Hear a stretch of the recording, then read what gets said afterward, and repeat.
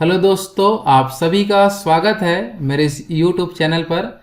मेरा नाम है भीम सोनकर और हम पढ़ रहे हैं छत्तीसगढ़ जीके के बारे में। और छत्तीसगढ़ जीके में हम आज छत्तीसगढ़ के इतिहास वाले पॉइंट को कंटिन्यू करते हुए आज हम पढ़ेंगे वाकाटक वंश, गुप्त वंश और नल वंश के बारे में। ठीक है, तो वाकाटक वंश, गुप्त और नल वंश एक जो मुख्य रूप से तीनों वंश समकालीन थे। तो आज जो तीनों वंश समकालीन थे, तो देखते हैं इसमें मुख्य रूप से कौन कौन से पॉइंट आपको यहाँ से पढ़ना होगा। तो सबसे पहले हम आगे पर देखते हैं। तो सबसे पहला जो हमारा पॉइंट है वो है आपका गुप्त वंश। तो गुप्त वंश के बारे में देखते हैं कि यहाँ से आपको मुख्य रूप से क्या क्या याद रखना है। तो गुप्त वंश में अपन बात करें तो गुप्त वंश में जो मुख्य रूप से गुप्त वंश के जो संस्थापक जो थे, गुप्त वंश का जो मुख्य शासक था वो था आपका समुद्रगुप्त। सबसे पहले हम देख ये रहे हैं कि जो तीनों वंशों में क्या किनका किनका युद्ध किसके किसके साथ हुआ है, उनको हम विशेष रूप से देखेंगे। फिर एक एक वंश का डिटेल एनालिसिस करेंगे कि आपको उस वंश में क्या क्या और पढ़ना होगा। ठीक है, तो गुप्त वंश में हम देखते हैं सबसे पहले समुद्रगुप्त के बारे में। तो समुद्रगुप्त की पत्नी का जिसका नाम था आपका रूपवती, क्या नाम था? रूपवती। तो समुद्रगुप्त की पत्नी रूपवती थी। तो इस समुद्रगुप्त ने देखते हैं कि किससे किससे युद्ध किया था। तो सबसे पहले अपन देखते हैं, तो इस समुद्रगुप्त का जो युद्ध अपन देखते हैं किसके साथ हुआ था। तो इसका युद्ध मुख्य रूप से अपन देखते हैं, इसका युद्ध हुआ था आपका प्रवरसेन से। किससे हुआ था? प्रवरसेन में। जिसमें कौन जीता था? तो इसमें विजय हुआ था आपका समुद्रगुप्त। कौन जीता था? समुद्रगुप्त जीता था। तो आप सीधा बता सकते हैं कि समुद्रगुप्त का युद्ध किसके साथ हुआ था। तो इसका युद्ध हुआ था आपका वाकाटक वंश के शासक आपका महेंद्र सेन से हुआ था। जिसमें कौन जीता था? तो इसमें जीत हुआ था आपका समुद्रगुप्त का। ठीक है, आगे हम और देखते हैं। तो यही इसी को अपन आगे कंटिन्यू करते जाते हैं। तो इसी समुद्रगुप्त का युद्ध देखते हैं और किसके साथ हुआ था। तो ये जो लाइन दिख रहा है आपको, उसी का हम आगे बढ़ाते हैं और नल वंश तक पहुंचते हैं। कहाँ तक जाएंगे? तो नल वंश में जो एक मुख्य शासक था नल वंश का, जिसका नाम था आपका व्याघ्रराज। क्या नाम था? व्याघ्रराज। तो इसका भी युद्ध किसके साथ हुआ था? तो इसका युद्ध मुख्य रूप से हुआ था, आप देख सकते हैं, इसका भी युद्ध हुआ था आपका समुद्रगुप्त से। जिसमें कौन जीता था आपका? इसमें भी आपका जीता था समुद्रगुप्त का ही विजय हुआ था। तो समुद्रगुप्त का विवाह समुद्रगुप्त का युद्ध दो लोगों के साथ हुआ था। एक बताएंगे महेंद्र सेन के साथ जो वाकाटक वंश का था, और हम आगे बढ़ते हैं जिसका एक का नाम है आपका व्याघ्रराज जो नल वंश का था। जिसमें दोनों में ही कौन जीत हासिल किया था? तो इसमें जीता कौन था आपका? समुद्रगुप्त ही जीत हासिल किया था। तो ये हो गया समुद्रगुप्त के युद्ध संबंधी मुख्य जानकारी। आगे हम गुप्त वंश का और बात करें तो गुप्त वंश में जो नेक्स्ट जो शासक जो मुख्य रूप से आया था, जिसका नाम है आपका रामगुप्त। ठीक है, तो रामगुप्त की जो पत्नी का नाम था आपका ध्रुव स्वापनी। क्या नाम था? ध्रुव स्वापनी। तो ध्रुव स्वापनी मुख्य रूप से रामगुप्त की पत्नी का नाम था। अब रामगुप्त का एक भाई था जिसका नाम था आपका चंद्रगुप्त द्वितीय। ठीक है, तो रामगुप्त के भाई का नाम क्या था? चंद्रगुप्त द्वितीय। तो इस चंद्रगुप्त द्वितीय का हम बात करें तो ये चंद्रगुप्त द्वितीय मुख्य रूप से युद्ध करता है अपने भाई रामगुप्त से ही। ठीक है, तो चंद्रगुप्त जो है किस पर आक्रमण करता है? रामगुप्त पर, और रामगुप्त को हरा देता है।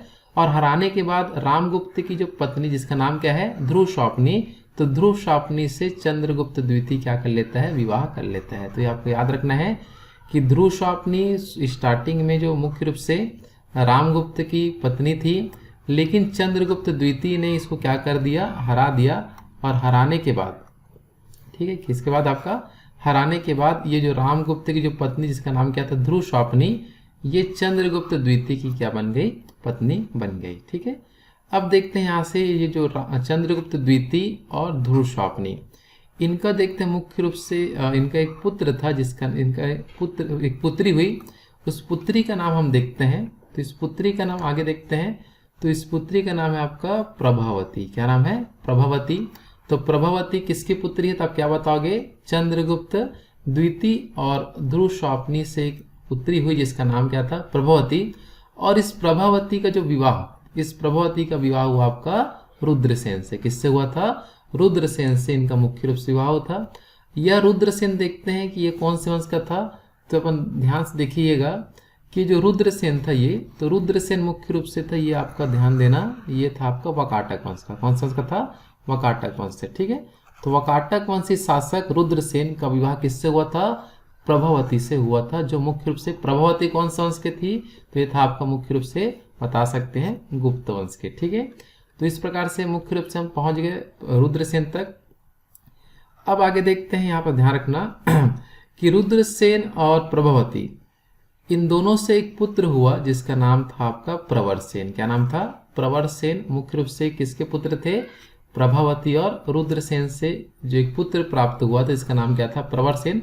तो प्रवरसेन मुख्य रूप से किस वंश का शासक बनेगा? तो आप बता सकते हैं मुख्य रूप से प्रवरसेन बनेगा वाकाटक वंश का शासक। किसका शासक बनेगा? वाकाटक वंश का मुख्य रूप से शासक बनेगा।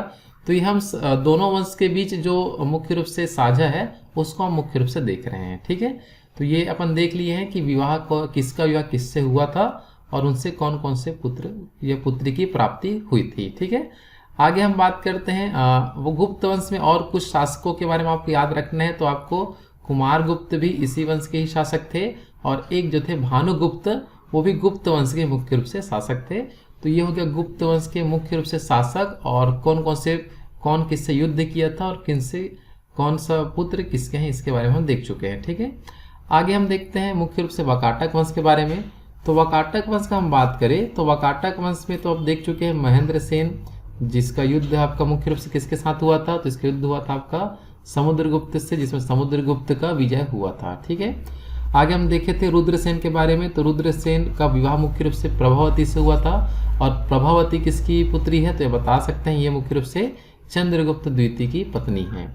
प्रवरसेन के बारे में देख चुके हैं। तो प्रवरसेन मुख्य रूप से प्रभावती और रुद्रसेन का जो पुत्र है जिसका नाम क्या है आपका? प्रवरसेन, जो यहाँ का मुख्य रूप से शासक बना था। आगे देखते हैं प्रवरसेन के बाद हम आगे बढ़ते हैं। तो प्रवरसेन के बाद हम मुख्य रूप से पढ़ रहे हैं वाकाटक वंश। तो वाकाटक वंश में अपन देखते हैं तो यहाँ से वाकाटक वंश में जो अगला शासक है जिसका नाम क्या है? नरेंद्र सेन। क्या नाम है? तो नरेंद्र सेन का युद्ध देखते हैं किसके साथ होता है। ठीक है, तो नरेंद्र सेन का जो युद्ध होता है मुख्य रूप से आप देखिएगा ध्यान से यहाँ पास। तो नरेंद्र सेन का युद्ध देखते हैं, ये नलवंशी शासक आपका मुख्य रूप से देखते हैं भौदत्त वर्मन के साथ हुआ था। और इसमें कौन जीता था? तो भौदत्त वर्मन का मुख्य रूप से विजय हुआ था। इतना आपको यहाँ से याद रखना है। ठीक है, तो आप देख ही चुके हैं, यहाँ पर ध्यान दीजिएगा यहाँ से। तो यहाँ आप देख चुके हैं कि नरेंद्र सेन का युद्ध किसके साथ हुआ है? भौदत्त वर्मन के साथ हुआ है, जिसमें किसका विजय हुआ? तो भौदत्त वर्मन का मुख्य रूप से विजय हुआ है। आगे हम देखते हैं मुख्य रूप से वाकाटक वंश में ही, कौन सा वंश में आपका? वाकाटक वंश में ही नेक्स्ट जो शासक है जिसका नाम है आपका पृथ्वीसेन। क्या नाम है? तो देखो नरेंद्र सेन युद्ध किसके किया था आपका? भौदत्त वर्मन से, जिसमें भौदत्त वर्मन का विजय हुआ था। अब इसी का बदला लेने के लिए आगे नरेंद्र सेन का जो पुत्र है जिसका नाम है पृथ्वीसेन फिर देखते हैं युद्ध करने जाएगा। और पृथ्वीसेन जो मुख्य रूप से देखते हैं किससे युद्ध करेगा? तो पृथ्वीसेन युद्ध करेगा नलवंशी शासक अर्थपति भट्टादक से। किससे युद्ध करेगा? अर्थपति भट्टादक से, जिसमें किसका विजय होगा? तो आप बता सकते हैं पृथ्वीसेन का। किसका विजय? पृथ्वीसेन का इसमें मुख्य रूप से विजय होगा। ठीक है, तो ये देखो अगर हम देखें मुख्य रूप से तो यहाँ नरेंद्र सेन जब युद्ध करने गया था तो हारा था और पृथ्वीसेन जब युद्ध करने गया नलवंश से तो यहाँ पर पृथ्वीसेन विजय प्राप्त किया था। पृथ्वीसेन के बाद हम आगे बात करें तो इसमें वाकाटक वंश का एक और शासक जिसका मुख्य रूप से याद रखना है हरिसेन। तो ये वाकाटक वंश के शासक और कौन सा शासक किससे युद्ध किया था इसे हम देख सकते हैं। आगे हम बात करें यहाँ पास तो ये जो नल वंश के बारे में कुछ शासकों के बारे में देख लेते हैं। तो नल वंश के प्रमुख शासक में जो था शिमुख था, व्याघ्रराज देख ही चुके हैं जो समुद्रगुप्त से हारा था। इसके अलावा आपका था वृषराज, वराहराज, भौदत्त वर्मन देख ही चुके हैं, अर्थपति भट्टारक का नाम हो चुका है। इसके अलावा हम बात करें यहाँ से तो इसके अलावा हम देखते हैं मुख्य रूप से स्कंद वर्मन, स्तंभराज, पृथ्वीराज, विरूपाक्ष, विलास तुंग, पृथ्वी व्याघ्र, भीमसेन देव, नरेंद्र थब्बल, ये प्रमुख रूप से मुख्य रूप से कौन सा वंश के शासक है? तो अब मुख्य रूप से बताएंगे ये सब पूरे नल वंश के शासकों में गिने जाते हैं। ठीक है, और नल वंश का अंतिम शासक कौन था? तो नल वंश का अंतिम शासक था जिसका नाम था आपका नरेंद्र थब्बल। ठीक है, तो हम देखते हैं मुख्य रूप से ये तो पूरा एक डायग्राम हो गया जिसमें हम पता कर चुके हैं कि किसका युद्ध किसके साथ हुआ है। अब इन्हीं वंशों को हम डिटेल पढ़ेंगे जिसमें आपको मुख्य रूप से पढ़ना होगा किसके बारे में? गुप्त वंश के बारे में मुख्य रूप से पढ़ेंगे, वाकाटक वंश के बारे में मुख्य रूप से पढ़ेंगे आगे वीडियो में, और हम आगे देखेंगे नल वंश के बारे में। तो ये मुख्य रूप से एक डायग्राम हो गया जिससे आप देख चुके हैं कि किसका युद्ध किसके साथ हुआ है और किसका विवाह किसके साथ हुआ है, कौन किसके पुत्र या पुत्री हैं, आप यहाँ तक समझ चुके हैं। ठीक है, आगे हम देखते हैं इसके बाद नेक्स्ट अब देखते हैं वाकाटक वंश से पढ़ना स्टार्ट करते हैं। ठीक है, तो सबसे पहले हम देखते हैं वाकाटक वंश के बारे में। ठीक है, तो वाकाटक वंश का हम सबसे पहला पॉइंट देखते हैं। तो वाकाटक वंश की जो राजधानी था जिसका नाम है आपका नंदीवर्धन, और नंदीवर्धन मुख्य रूप से था आपका नागपुर महाराष्ट्र क्षेत्र में। वाकाटक वंश का मुख्य रूप से संस्थापक देखिए तो संस्थापक का नाम है आपका विंध्य शक्ति। क्या नाम है?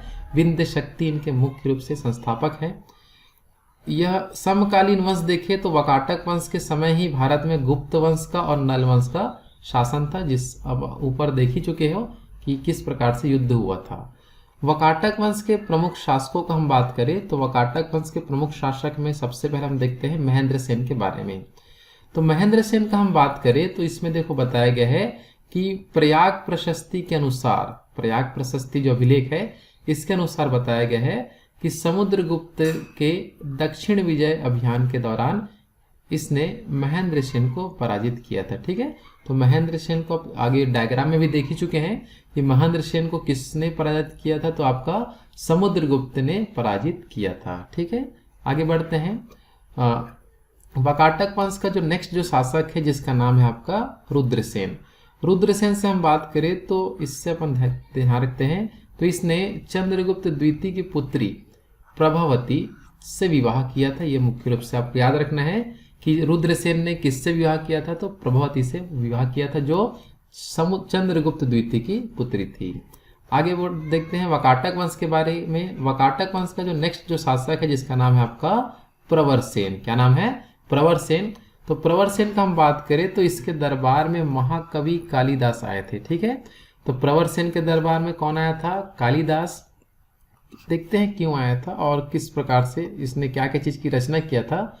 तो कालिदास के बारे में हम बात करें तो कालिदास यात्रा के दौरान सरगुजा जिले के रामगढ़ की पहाड़ी, रामगढ़ या रामगिरी की पहाड़ी पर मेघदूत ग्रंथ का रचना किया था। ठीक है, किसका रचना किया था? मेघदूत ग्रंथ का रचना किया था। और हम देखते हैं कालिदास ने सरगुजा को स्वर्ण का द्वार भी कहा था इस समय। ठीक है, कालिदास ने सरगुजा को क्या कहा था?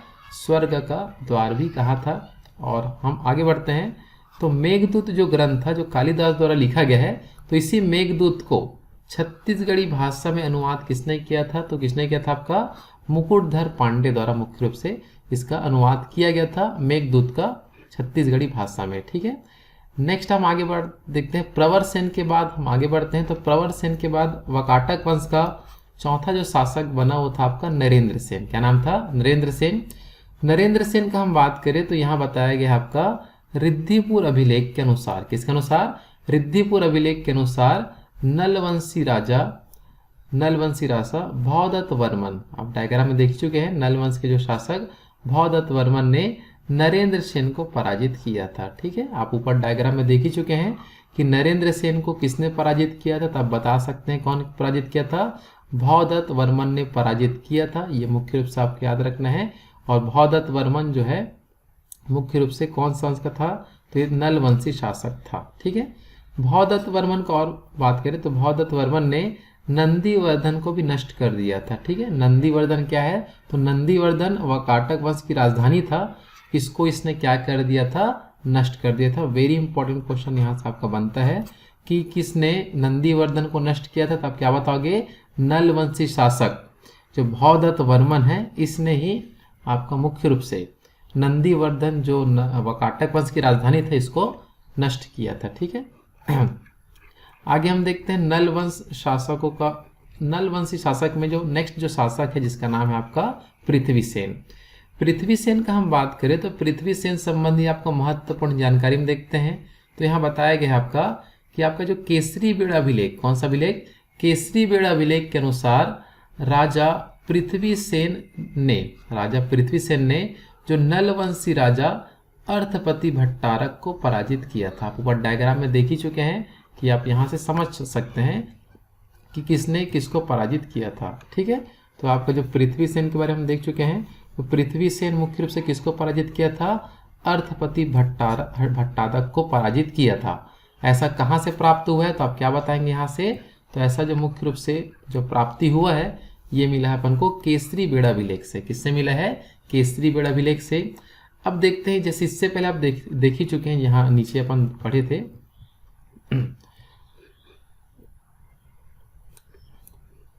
तो नीचे आप देख ही चुके हैं, यहाँ ध्यान रखना कि प्रवर सेन ये जो नरेंद्र सेन थे, नरेंद्र सेन को किसने पराजित किया था? भौदत्त वर्मन ने। और किसको नष्ट किया था? नंदीवर्धन, जो वाकाटक वंश की राजधानी है। अब उसी के कारण ही, उसी का ही बदला लेने के लिए आपका जो पृथ्वी सेन है, इसने नलवंशी शासक जो मुख्य रूप से अर्थपति भट्टारक को हराकर मुख्य रूप से जो पुष्करी जो भोपालपट्टनम क्षेत्र में आता है बीजापुर में, इसको नष्ट कर दिया था, जो मुख्य रूप से नल वंशों की राजधानी थी। ठीक है, तो पृथ्वी सेन ने मुख्य रूप से किसको नष्ट किया था? पुष्करी को नष्ट कर दिया था। ठीक है, आगे हम बढ़ते हैं। तो वाकाटक वंश का नेक्स्ट जो शासक है, जिसका नाम है आपका हरिसेन। क्या नाम है? हरिसेन। हरिसेन के बारे में हम बात करें तो इसमें आप ध्यान रखेंगे कि जब वाकाटक वंश नष्ट होने के कगार में था, तो वत्स गुलाम वंश वाकाटकों की एक जो शाखा जो गोदावरी तट पर निवासरत था, वहां आकर शासन किया था आपका। ठीक है, तो जैसे ही वाकाटक वंश समाप्त होने वाला था, तो हरिसेन कहाँ आ गया आपका? ये आ गया आपका मुख्य रूप से गोदावरी नदी क्षेत्र में आकर बस गया था। यहाँ से आपको याद रखना है। ठीक है, वाकाटक वंश संबंधी कुछ नोट पॉइंट में जैसे हम बात करें तो यहाँ से आप याद रखोगे कि जो प्रभावती के पूना अभिलेख से ज्ञात होता है कि वाकाटकों ने गुप्तों की अधीनता स्वीकार कर लिया था। जो गुप्त वंश थे उसकी अधीनता कौन स्वीकार कर लिया था? तो वाकाटक वंश वाले ने गुप्तों की अधीनता स्वीकार कर लिया था। कुछ विशेष पॉइंट में देखते हैं, कुछ उपाधियों को लेकर। तो वाकाटक वंश ने कौन सी उपाधि धारण किया था? तो आपका महाराज की उपाधि धारण किया था। और गुप्त वंश ने कौन सी उपाधि धारण किया था? तो आप बताएंगे महाराजाधिराज। कौन सी उपाधि? महाराजाधिराज की उपाधि इन्होंने धारण किया था। यहाँ से आपको इतना याद रखना है। ठीक है, तो ये हो गया हमारा मुख्य रूप से वाकाटक वंश से संबंधित महत्वपूर्ण जानकारी। तो वाकाटक वंश के बारे में मुख्य रूप से आपको इतना सारे पॉइंट्स आपको याद रखना है। ठीक है, चलो वाकाटक वंश के बाद हम देखते हैं डायग्राम में हमारा कौन सा कंप्लीट हो चुका है। वाकाटक वंश के बारे में पूरा पॉइंट्स हमारा कंप्लीट हो चुका है और नेक्स्ट हम आगे पढ़ेंगे। वाकाटक वंश के बाद हम आगे देखते हैं मुख्य रूप से वाकाटक वंश के बाद नेक्स्ट जो पॉइंट है वो है हमारा गुप्त वंश के बारे में। कौन से वंश के बारे में? गुप्त वंश के बारे में देखते हैं कि यहाँ से आपको मुख्य रूप से क्या चीज याद रखना है। ठीक है, तो गुप्त वंश के बारे में हम ध्यान रखें तो गुप्त वंश मुख्य रूप से शासन किया था 319 से लेकर 500 ईस्वी तक। इनका मुख्य रूप से यहाँ क्या था? शासन रहा था। आगे हम ध्यान दें तो इसमें देखो बताया गया है गुप्त वंश में, तो गुप्त काल में मध्य छत्तीसगढ़ को दक्षिणापथ या कौशल के नाम से जाना जाता था। ठीक है, क्या नाम से जाना जाता था? तो गुप्त काल में मुख्य रूप से क्या कहते थे? तो दक्षिणापथ के नाम से हम मुख्य रूप से जानते थे या कौशल के नाम से। इसमें हम ध्यान दें तो गुप्त काल में दंडकारण्य को कहा जाता था महाकांतर। क्या बोलते थे? महाकांतर के नाम से जाना जाता था।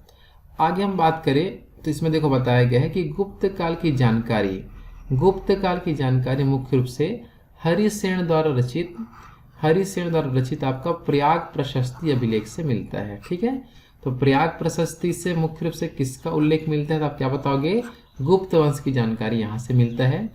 हम बात करें छत्तीसगढ़ में गुप्तकालीन सिक्के, तो छत्तीसगढ़ में गुप्तकालीन सिक्के प्राप्त किया गया है। छत्तीसगढ़ में 2 स्थान आपको यहाँ से याद रखना है, जिसमें एक है आपका बानाबरत जो दुर्ग जिले के अंतर्गत मुख्य रूप से आता है, और एक है आपका पिटाईवल्द। क्या नाम है? पिटाईवल्द आपका रायपुर क्षेत्र के अंतर्गत मुख्य रूप से आता है। ठीक है, आगे हम बात करें तो गुप्त वंश की जो राजधानी था ये मुख्य रूप से था आपका पाटलिपुत्र। क्या नाम था?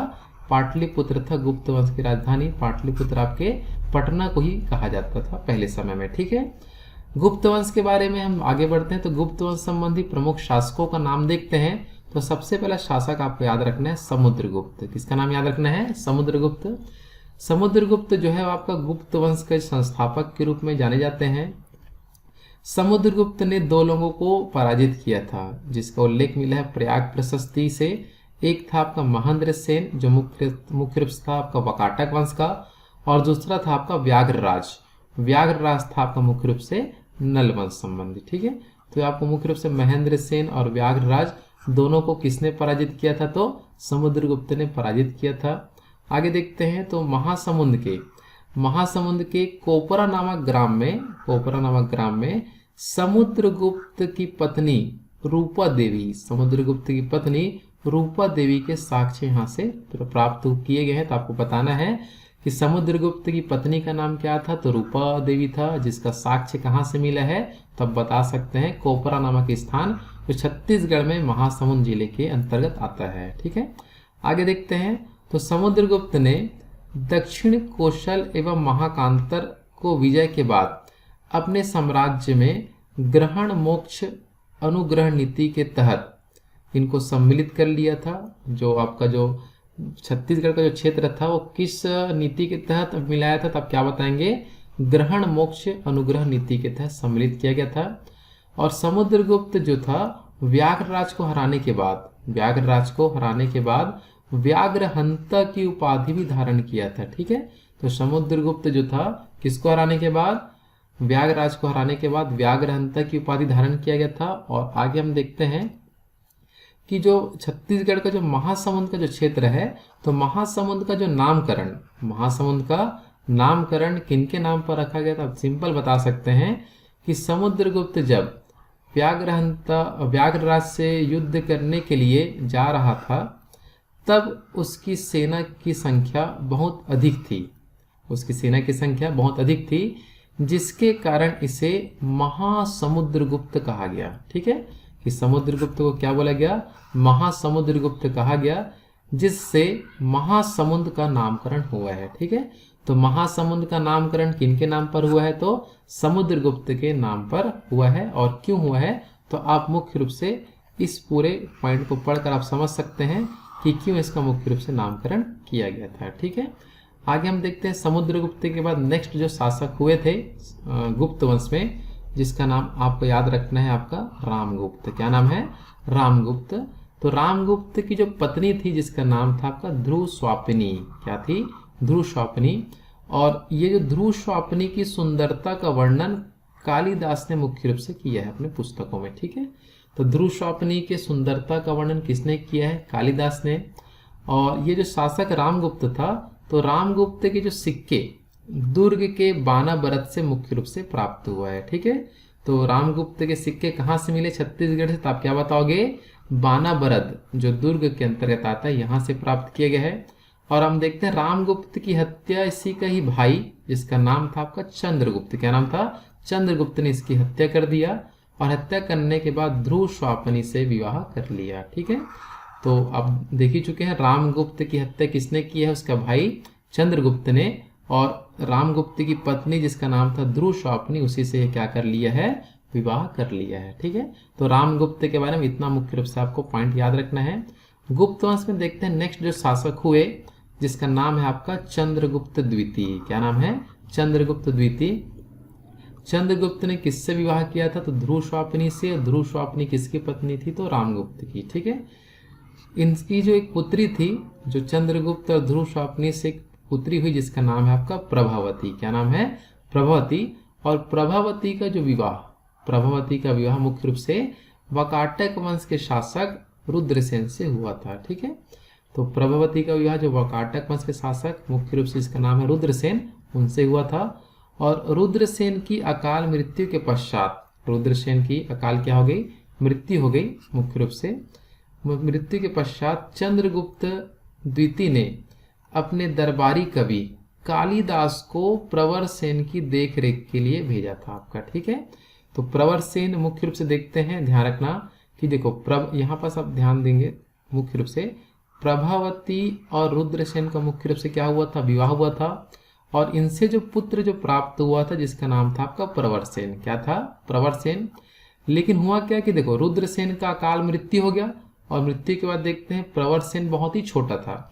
तो प्रवरसेन की देखरेख के लिए हुआ क्या? जो आपका जो चंद्रगुप्त द्वितीय के ही दरबार में कौन रहता था? आपका कालिदास रहता था। तो कालिदास को किसकी देखरेख के लिए?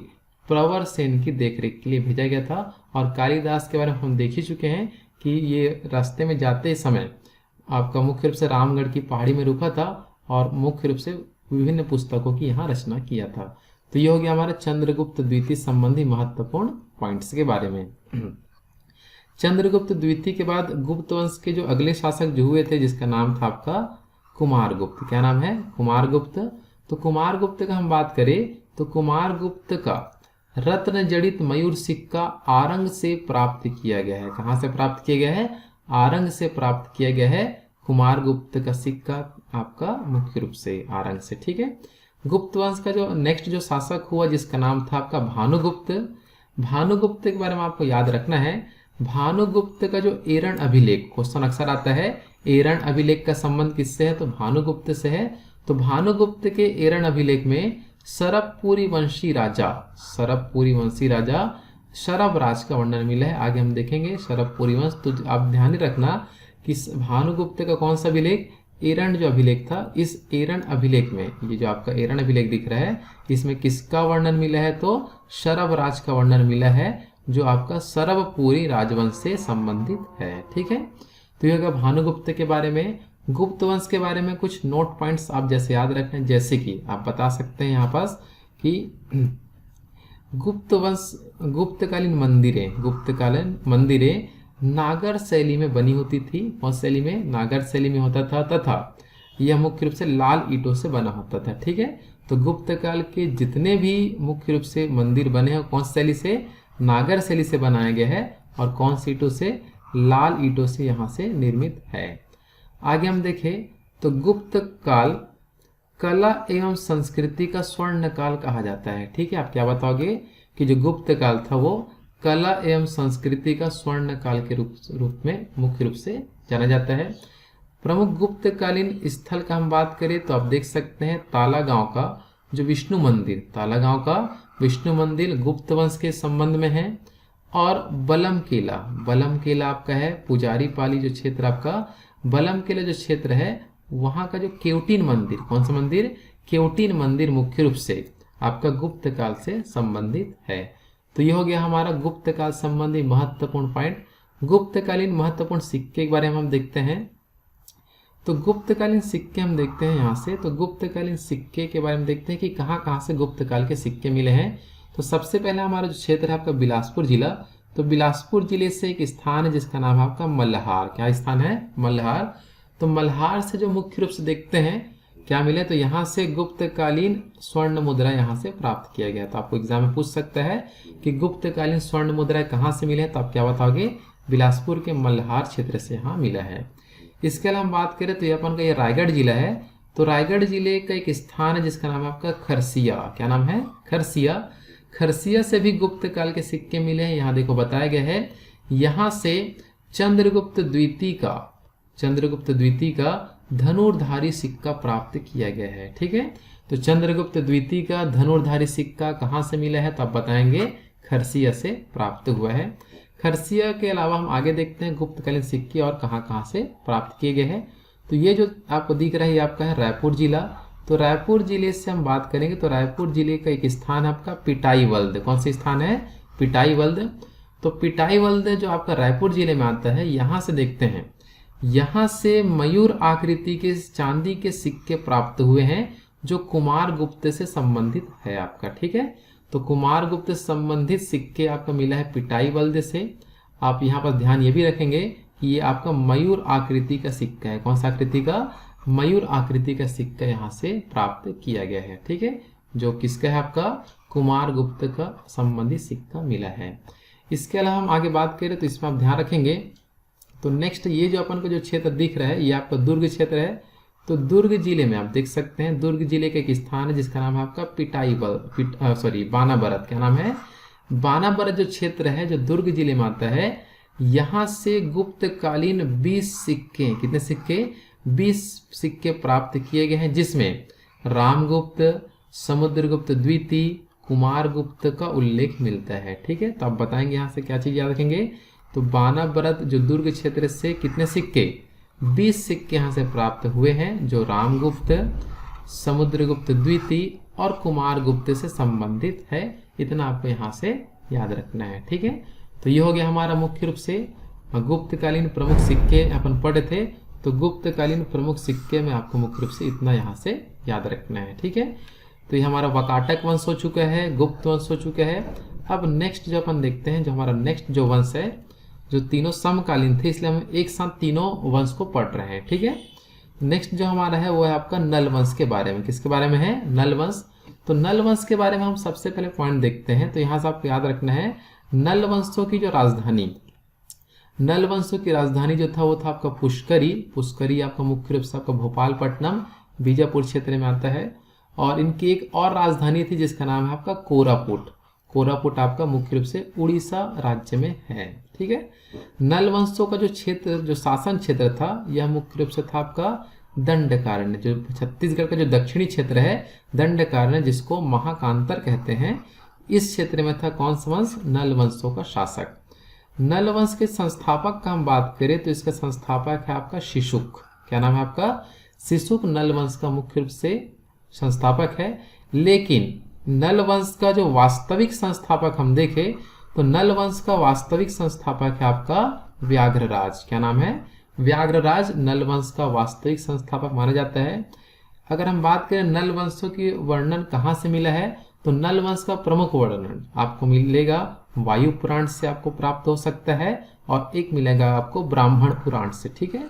तो वायु पुराण और ब्राह्मण पुराण से आपको नल वंशों के मुख्य रूप से जानकारी प्राप्त होगा। नल वंशों से संबंधित महत्वपूर्ण हम देखते हैं मुद्राओं के बारे में। तो इनका जो मुद्रा मिला है आपका अड़िंगा से। अड़िंगा जो क्षेत्र है यह मुख्य रूप से केशकाल क्षेत्र में आता है। केशकाल जो कोंडागांव जिले में स्थापित है, ठीक है। नल वंशों का हम आगे देखते हैं। तो नल वंशों के बारे में, तो नल वंशों के जो प्रमुख शासक अपन देखते हैं। तो नल वंशों का प्रमुख शासक में पहला आपका शिशुक। शिशुक जो है नल वंश के संस्थापक माने जाते हैं। नेक्स्ट जो हुआ है आपका व्याघ्रराज। व्याघ्रराज के बारे में हम देखते हैं। तो यहाँ आप ध्यान रखेंगे कि इसे समुद्रगुप्त ने पराजित किया था, ठीक है। समुद्रगुप्त ने पराजित करके व्याघ्रहंता की उपाधि धारण किया था। हम आप ध्यान दिए होंगे तो आप ध्यान रखना, समुद्रगुप्त जब पढ़ रहे थे तो इस वाले पॉइंट को हम वहाँ देख चुके हैं, ठीक है। नेक्स्ट हम आगे बढ़ते हैं। तो इसमें हमारा जो अगला शासक हुए थे वो था आपका वृषभराज। वृषभराज केवल सत्ता का संचालन किया था, इसके बारे में कुछ महत्वपूर्ण पॉइंट नहीं है। वृषभराज के बाद अगले जो शासक बने जिसका नाम है आपका वराहराज। क्या नाम है? वराहराज। वराहराज के बारे में हम ध्यान रखेंगे तो इसे नल वंश का वास्तविक संस्थापक कहा जाता है, ऊपर आप देख ही चुके हैं। वराहराज की मुद्रा, वराहराज की मुद्रा कोंडागांव के अड़िंगा गांव से प्राप्त किया गया है, ठीक है। तो वराहराज की मुद्रा कहाँ से मिला है? तो मिला आपका कोंडागांव के अड़िंगा गांव से प्राप्त हुआ है। आगे हम देखते हैं अगले जो शासक हुए थे जिसका नाम है आपका भौदत्त वर्मन, ठीक है। वराहराज के बाद नेक्स्ट जो शासक का नाम क्या है आपका? भौदत्त वर्मन। भौदत्त वर्मन की हम बात करें तो भौदत्त वर्मन के बारे में देखते हैं आपको क्या क्या मुख्य रूप से याद रखना है। तो इसमें हम देखेंगे भौदत्त के रिद्धिपुर अभिलेख के अनुसार, किसके अनुसार? रिद्धिपुर अभिलेख के अनुसार बताया गया है कि इसने वकाटक नरेश नरेंद्र सेन को हराया था, ठीक है। तो वकाटक वंश के जो शासक हुए थे जिसका नाम क्या था? नरेंद्र सेन। और नरेंद्र सेन को किसने हराया था? भौदत्त वर्मन ने हराया था। स्टार्टिंग में जो डायग्राम बताया उसमें आसानी से आप समझ सकते हो। यहाँ आपको डिटेल नोट्स में इसको एक बार और पढ़ना है, ठीक है। आगे देखते हैं। तो भौदत्त वर्मन को किसने हराया? तो इसने वकाटक नरेश नरेंद्र सेन को हराया था। और इसने वकाटक वंश की जो राजधानी, वकाटक वंश की राजधानी नंदीवर्धन को तहस नहस कर दिया था, ठीक है। तो भौदत्त वर्मन ने किसको तहस नहस किया था? तो नंदीवर्धन को तहस नहस किया। भौदत्त की जो पत्नी थी जिसका नाम था आपका अचाली भट्टारिका। क्या नाम था? अचाली भट्टारिका जो थी वो मुख्य रूप से भौदत्त वर्मन की पत्नी थी। इसका नाम आपको यहाँ से याद रखना है, ठीक है। आगे हम देखते हैं नल वंश के और नेक्स्ट शासकों के बारे में। तो नल वंश के जो अगले शासक हुए थे जिसका नाम है आपका अर्थपति भट्टारक। क्या नाम है? अर्थपति भट्टारक। तो इस अर्थपति भट्टारक के बारे में देखते हैं क्या आपको मुख्य रूप से याद रखना है। तो यहाँ सब ध्यान रखेंगे तो आपका जो केसरी बेड़ा अभिलेख के अनुसार, कौन सा अभिलेख? केसरी बेड़ा अभिलेख के अनुसार वकाटक नरेश वकाटक नरेश को पृथ्वी सेन ने पराजित किया था। ठीक है, तो अर्थपति भट्टारक को अब ध्यान रखेंगे, ये जो अर्थपति भट्टारक है इसको किसने हराया था, तो नल वकाटक वंश के शासक जिसका नाम क्या है, पृथ्वी सेन, इसने ही मुख्य रूप से हराया था। और जो आपके पृथ्वी सेन जो था इसने नल वंश की जो राजधानी जिसका नाम था आपका पुष्करी, इसको तहस नहस कर दिया था। ठीक है, इससे पहले देखे थे नल वंश वाले वकाटक वंश के क्षेत्र आपके को तहस नहस किए थे, और जस्ट उसके बाद आपके जो मुख्य रूप से वकाटक वंश के शासक पृथ्वी सेन ने नल वंश की राजधानी पुष्करी को तहस नहस कर दिया था। ठीक है, नेक्स्ट अगला जो शासक हुए थे इसमें जिसका नाम है नल वंश का अगला शासक का नाम है स्कंद वर्मन। क्या नाम है, स्कंद वर्मन। तो स्कंद वर्मन के बारे में ध्यान रखें। तो देखो यहाँ पर देखते हैं, ऊपर आप देख ही चुके हैं कि पृथ्वी सेन ने पुष्करी को क्या कर दिया था, तहस नहस कर दिया।